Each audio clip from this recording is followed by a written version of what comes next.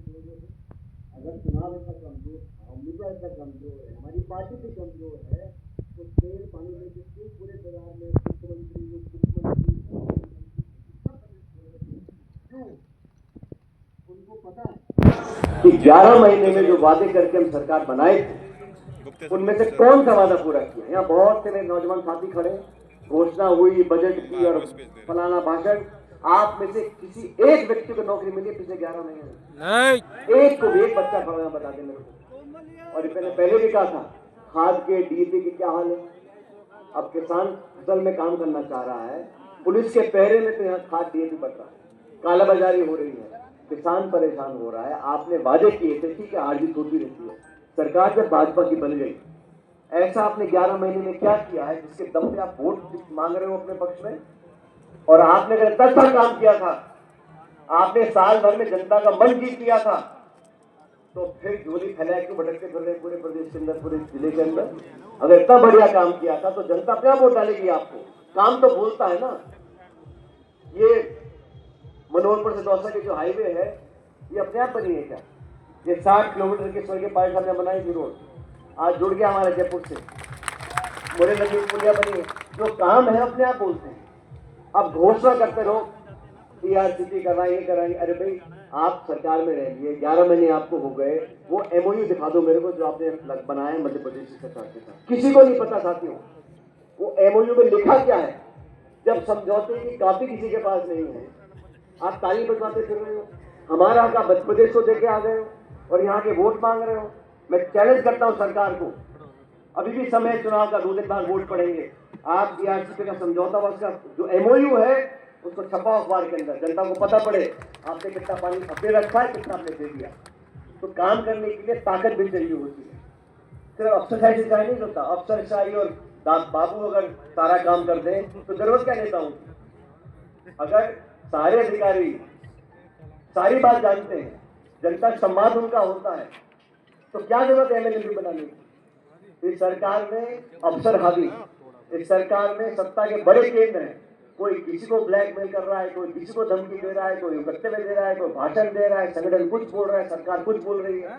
इसलिए मैं कहता हूं 11 महीने की सरकार का काम देख लो और दोनों पार्टियों को आप देखो। आज राहुल गांधी जी पूरे देश में घूम रहे हैं, मुझे मौका मिला, मैं झारखंड, महाराष्ट्र, मध्य प्रदेश, छत्तीसगढ़, कल मैं केरला में था जहां से प्रियंका गांधी चुनाव कर रही है। मैं वायनाड गया था प्रचार करने के लिए, वहां के कार्यकर्ताओं ने मुझे कहा कि सचिन पायलट जी यहाँ के चुनाव में हमारी एक ही चुनौती है। मैंने कहा क्या? कहते हैं जो जीत का मार्जिन है प्रियंका जी का, वो 5 लाख से पार जाएगा कि नहीं जाएगा। 5 लाख से प्रियंका जी चुनाव जीत रही है पूरे देश में, झारखंड में, महाराष्ट्र में इंडिया गठबंधन की सरकार बनने जा रही है। यहाँ आज दौसा में कल आखिरी दिन प्रचार का है, मुरारी जी बोल रहे थे, प्रताप सिंह खाचरेवाल जी जो जयपुर से आए और हमेशा की तरह अपना दमदार भाषण दिया। हम तो आपसे कहना चाहते हैं, जिन मुद्दों को लेकर बीजेपी कांग्रेस आमने सामने है, बड़े स्पष्ट है।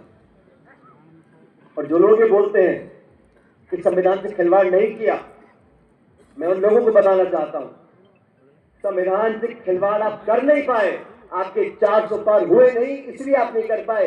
इस संविधान की बदौलत जहां पर आरक्षण दे रखा है एससी को, गरीबों को, पिछड़ों को, उसके साथ आप छेड़छाड़ करना चाहते थे।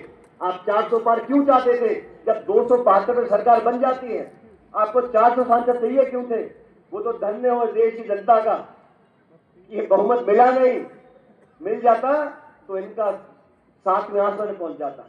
और मना जो करते, मुख्यमंत्रियों को जेल में डाल रहे हैं, इनकम टैक्स, ईडी, सीबीआई, मर्जी किसी पर छोड़ रहे हो, बदनाम लोगों को कर रहे हो, चरित्र हनन लोगों का कर रहे हो, बड़ी मछली पकड़ेंगे। 11 महीने हो गए, कौन सा मगरमच्छ पकड़ लिया? पेपर लीक के बारे में बोलते थे, 11 महीने हो गए। अरे हम बोलते थे सरकार किसी की भी हो, मजबूती से बात रखना चाहिए, नौजवानों का अगर भविष्य खराब होगा तो खुल के बोलना चाहिए। मैं बोलता था, बाकी लोग बोलते थे, आज नहीं बोल रहे, आज नहीं बोल रहे हैं। अब तो सत्ता का समर्थन चाहिए, ट्रांसफर पोस्टिंग चाहिए, पुलिस प्रशासन चाहिए, सरकार का दबाव चाहिए चुनाव जीतने के लिए। लेकिन ये चुनाव निष्पक्ष होना चाहिए। आप मन से सोच के देखो, कौन से दल, कौन से लोग, कौन से नेता, कौन सी पार्टी, कौन सा विचारधारा हमारे भविष्य बनी हुई है। सभी को साथ देकर चलना पड़ेगा। और चुनाव, जैसे मैंने पहले कहा, ये तो समाज का चुनाव नहीं है, दो पार्टियां चुनाव लड़ रही हैं भाई, दो पार्टियां चुनाव लड़ रही हैं और आपको चुनना पड़ेगा। मैं आपसे आज वोट मांगने के लिए आया हूं, कांग्रेस पार्टी के लिए। जहां जहां हम जाते हैं, मैं दिल्ली में गया, वहां हमारे कांग्रेस कैंडिडेट केसी मीणा जी, मैं ताल ठोक के उनके लिए वोट मांग के आया हूं, क्योंकि मेरी पार्टी के वो उम्मीदवार हैं। मैं कहता हूं जो भाजपा के नेता हैं, जाके वोट मांगने चाहिए अपने उम्मीदवारों के लिए। दिल्ली कोई नहीं आ रहा वोट मांगने भाजपा के लिए। तो ये चुनाव विचारधारा का चुनाव होना चाहिए, ये चुनाव वैचारिक है, ये चुनाव आने वाले 4 साल तक कौन आपके लिए काम कर सकेगा, इस बात का चुनाव। अब इतने मैं बात देखता रहता हूं, बड़े बड़े मंत्री यहां पर आ रहे हैं, सारी बातें बोल रहे हैं, हम बिजली दे देंगे, सड़क दे देंगे, पानी दे देंगे, ये कर देंगे। अरे आपको पिछले 11 महीने से किसने रोका हुआ? ये दौसत रास्ते में पड़ता है ना। कितने मंत्री यहां पर आए, कितनी बार मुख्यमंत्री यहां पर आए। अब चुनाव आ गया, प्रतिष्ठा की बात आ गई, चुनाव वोट मांगने आ गए। काम करके लोगों का मन जीत के आप वोट मांगो, कोई दिक्कत नहीं। लेकिन ये चुनाव, जैसा मुरारीलाल जी कह रहे थे, ये चुनाव आप लोगों का चुनाव है। और ये व्यक्ति, जैसे मैंने पहले कहा, स्वर्गीय किशन लाल जी, मुझे पत्रकार ने पूछा कि डीसी बैरवा जी आपके पुराने कार्यकर्ता हैं, आपके साथ काम करते थे। मैंने कहा जी नहीं, इनके स्वर्गीय पिताजी कांग्रेस के पुराने कार्यकर्ता थे, मैं उनके साथ काम करता था। बैरवा साहब जब, और मैंने कहा मैंने किशन जी बहुत कड़क आदमी, क्योंकि नरम है, बैरवा जी तो बहुत कड़क थे, आपने पुराने लोग जानते होंगे उनको। तो पार्टी ने एक गरीब व्यक्ति को, आप में से निकले हुए व्यक्ति को टिकट दिया है। अब 2-3 दिन पहले की बात है, डीसी बैरवा जी का मुझे फोन आया, मैं दौरे कर रहा था कहीं झारखंड महाराष्ट्र में। मैंने कहा बताओ डीसी जी क्या चल रहा है?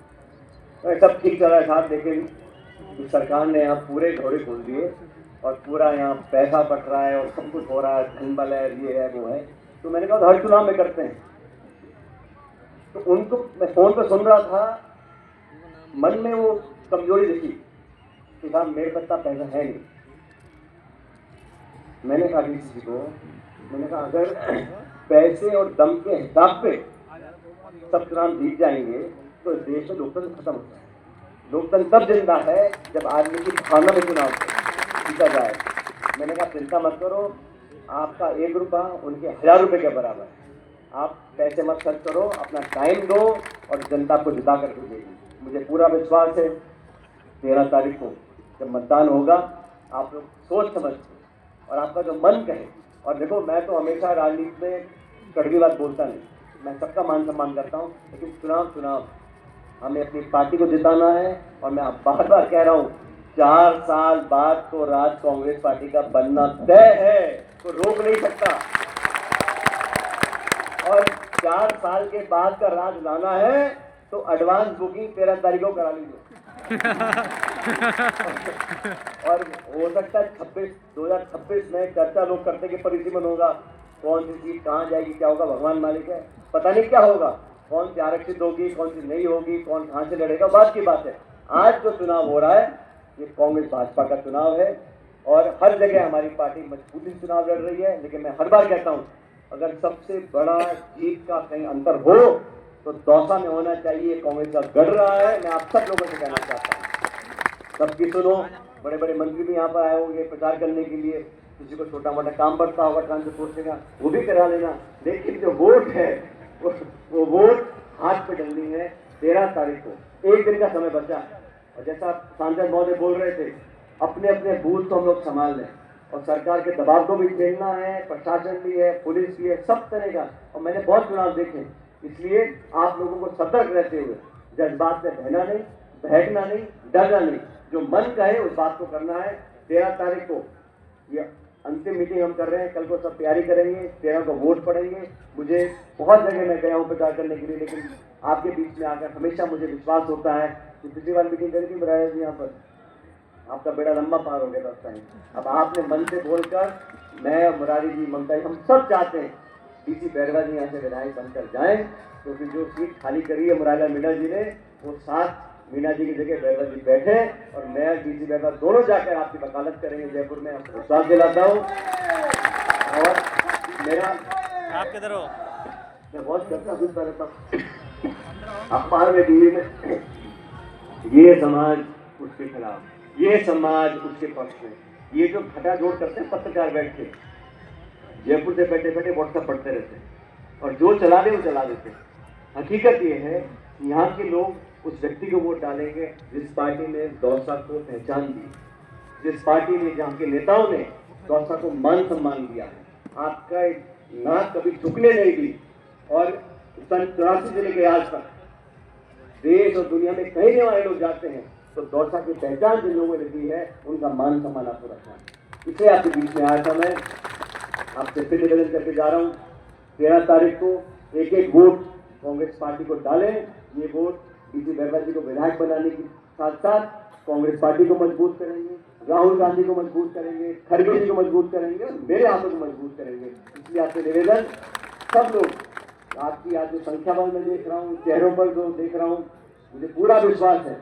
और ये फोन पे डीसी बैरवा जी थोड़ा घबरा रहे थे 2 दिन पहले, अब संसाधन कहाँ से लाऊं, गाड़ी कैसे करें, मैंने सब हो जाएगा। मैंने जनता है जब आगे निकलती है तो जितनी तुम कल्पना करते हो उससे ज्यादा बहुमत जिसके जाओगे, मैं ऐसा कहता हूँ। और मैंने कहा इनको चिंता की कोई बात नहीं, जनता तुम्हारे साथ है, साथ हो गए नहीं हो इसके डीसी बैरवा जी, दोनों हाथ खड़े करो, सबके सब, पीछे वाले भी जोरदार गला खराब भी नारा दूंगा मैं, ठीक है, जोर दे देना। अभी मुख्यमंत्री उतर गए होंगे जयपुर, वहां तक आवाज पहुंची। कांग्रेस पार्टी जिंदाबाद। ये तो वहां तक 25 तक कांग्रेस पार्टी जिंदाबाद। ये नारा है जीत का जयकारा, तो मन से बोलना और आसमान भेजते हुआ निकलने दीजिए, ठीक है। कांग्रेस पार्टी जिंदाबाद। धन्यवाद। राम राम साहब। राम राम साहब।